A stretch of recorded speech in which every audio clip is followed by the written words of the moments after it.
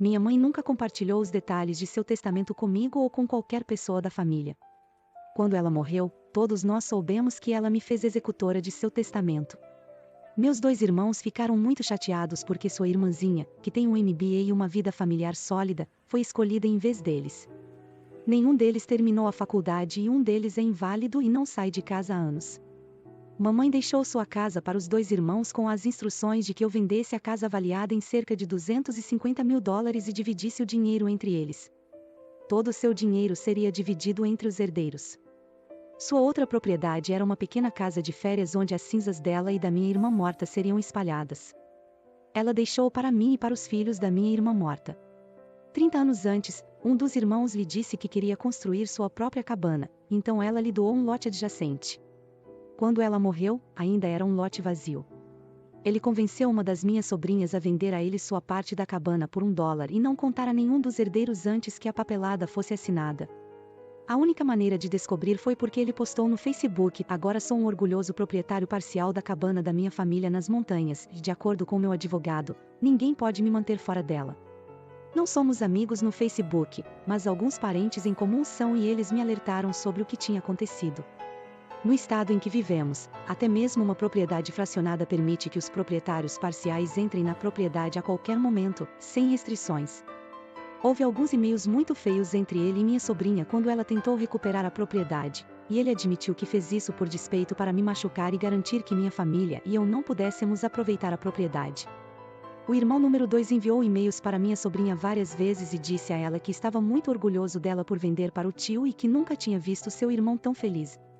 O testamento da mãe foi escrito para que o espólio mantivesse a propriedade de todos os bens, incluindo imóveis, até que o processo de inventário fosse concluído. O irmão não entendeu isso e pensou que teria a propriedade imediata. O advogado dele não leu o testamento muito bem e pensou a mesma coisa. A única maneira de tirar a parte da cabana dele era minha sobrinha recusar sua parte da herança. Mesmo com isso, custou ao espólio $600 mil, incluindo a casa que ela deixou para eles, cerca de $30 mil em honorários advocatícios para lutar contra isso. Mas nós vencemos e a cabana está segura. Não sei quanto ele teve que pagar aos advogados, mas era muito dinheiro. A situação se arrastou por meses. A propriedade que a mãe lhe dera ficava bem em frente à cabana. Por despeito e raiva, ele cortou a propriedade que a mãe lhe dera e trouxe mais de 100 toneladas de cascalho, então a área arborizada agora parece um estacionamento de cascalho. Isso fica bem ao lado do lugar onde as cinzas da mãe e da irmã estão espalhadas. Os irmãos pediram os 3 lotes de sepultamento ao lado do meu pai, eles o adoravam e idolatravam. Mamãe está espalhada na cabana e ela não vai usá-los. Então eu dei a eles a papelada do lote do cemitério. Mas antes que o inventário terminasse, eu coloquei os lotes em meu nome e eles são legalmente meus agora.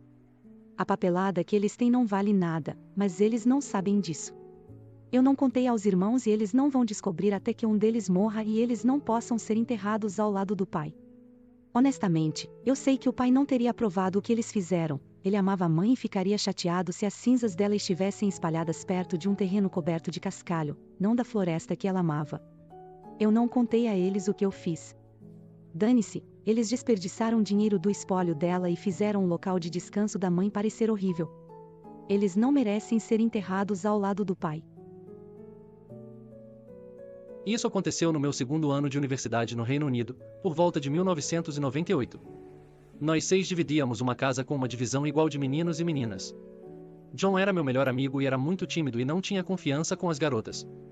Ele se dava muito bem com as garotas com quem morávamos, Sarah em particular. Quando nos mudamos, Sarah tinha um namorado que, felizmente, depois de alguns meses ela terminou porque ele era um babaca. Depois disso, Sarah e John ficaram mais próximos e ela frequentemente se sentava e o abraçava enquanto assistia TV, dançava com ele quando saíamos e geralmente passava muito tempo com ele.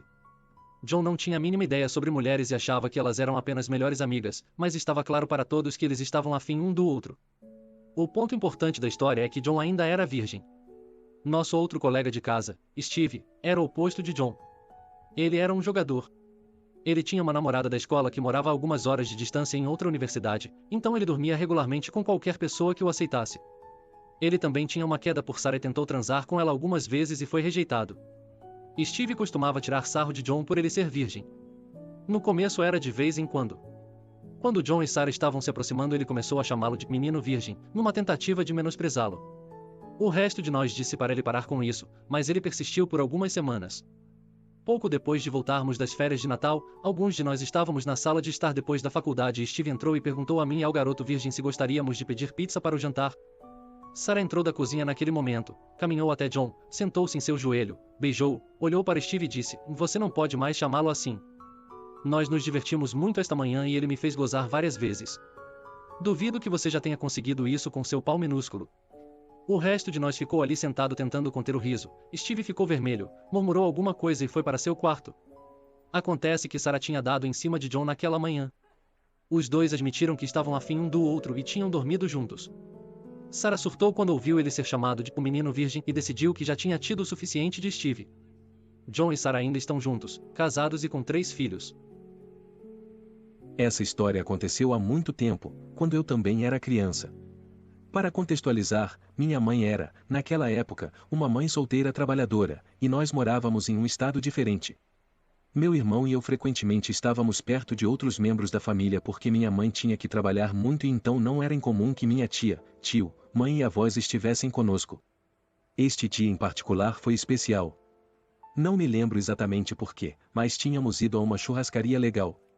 Era uma rede de restaurantes. Bem, essa rede de restaurantes estava bem vazia, exceto por essa família que estava na nossa frente. Havia uma mãe, um pai e 3 crianças que eram simplesmente abomináveis.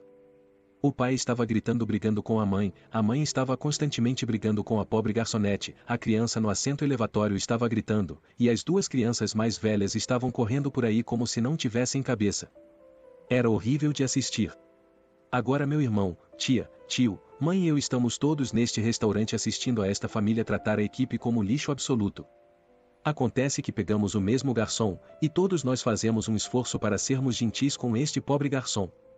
Mesmo quando criança, provavelmente em torno de 6 a 8 anos, lembro que ela estava ativamente enxugando lágrimas toda vez que ela vinha de tentar servir a família idiota.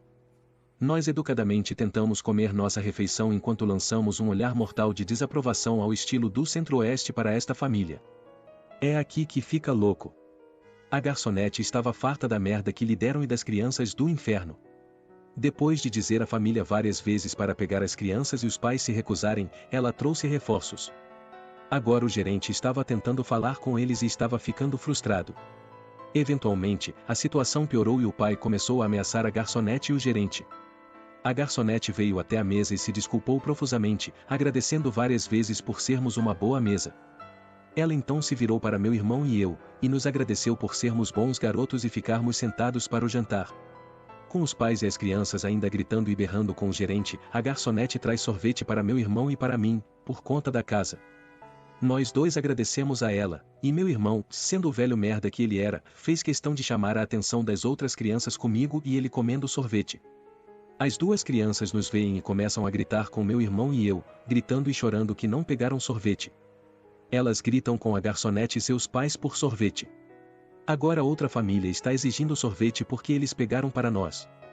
O gerente basicamente diz a eles para se foderem, e chama a polícia para garantir que eles saiam do restaurante. Finalmente, depois que a família demoníaca foi embora, o gerente veio e nos deu a refeição inteira de graça, e um vale-presente. Foi um gesto muito legal. Minha família fez questão de dar uma gorjeta muito boa ao garçom e todos nós nos revezamos pedindo desculpas por eles e nos certificando de que o gerente e o garçom estavam bem. Agora, mais de 10 anos depois, ainda penso no olhar que aqueles pirralhos fizeram quando nós 2 tomamos sorvete e eles não, e no bônus adicional do medo dos pais quando viram os policiais os escoltando até o estacionamento.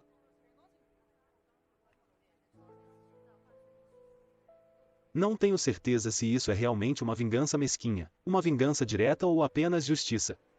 Então meu amigo passou por um divórcio desagradável e perdeu muito. De qualquer forma, ele estava em uma batalha de custódia muito ruim por sua filha.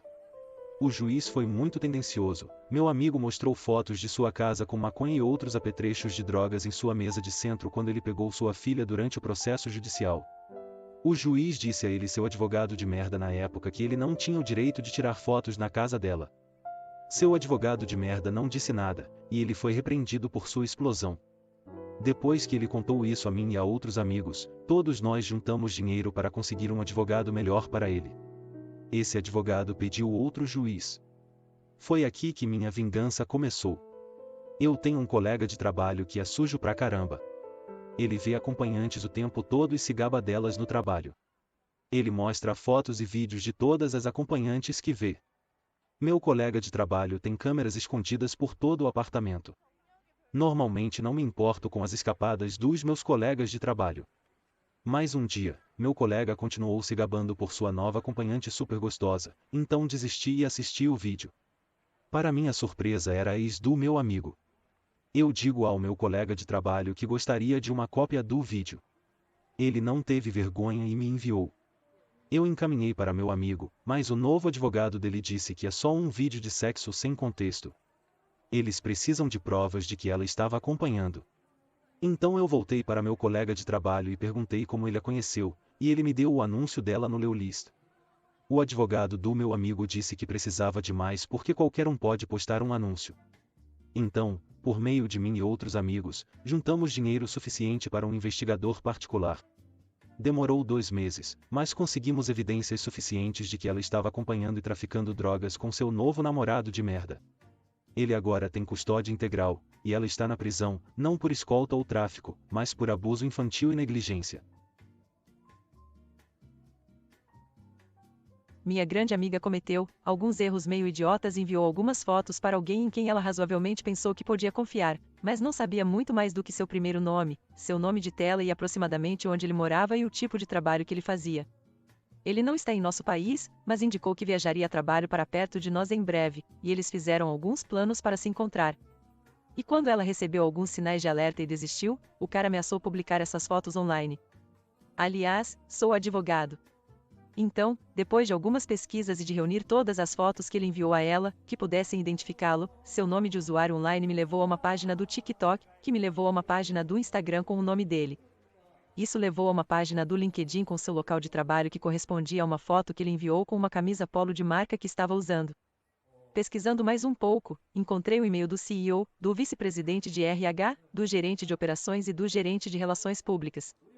Acabei de enviar um e-mail em nome do meu cliente com as capturas de tela dele ameaçando pornografia de vingança, trechos da conversa mostrando esse nome de usuário enquanto ele enviava essa foto exata dele usando as roupas da marca de sua empresa, links de como eu sei que é ele, junto com fotos que ele enviou a ela de sua motocicleta com a placa do carro aparecendo, como mais uma prova de que é ele.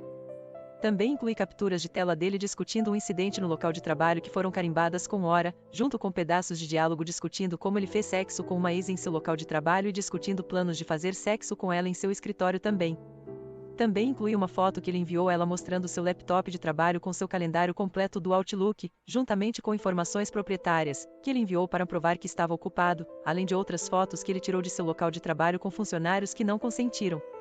Informei ainda ao seu empregador que encaminharei todas essas informações para a polícia local, para eles, e, como ele havia indicado que viajaria para os Estados Unidos em breve, também encaminharei isso para o escritório local do Federal Bureau of Investigation, pois, como meu cliente é um cidadão americano em solo americano, essas ameaças constituíram um crime federal.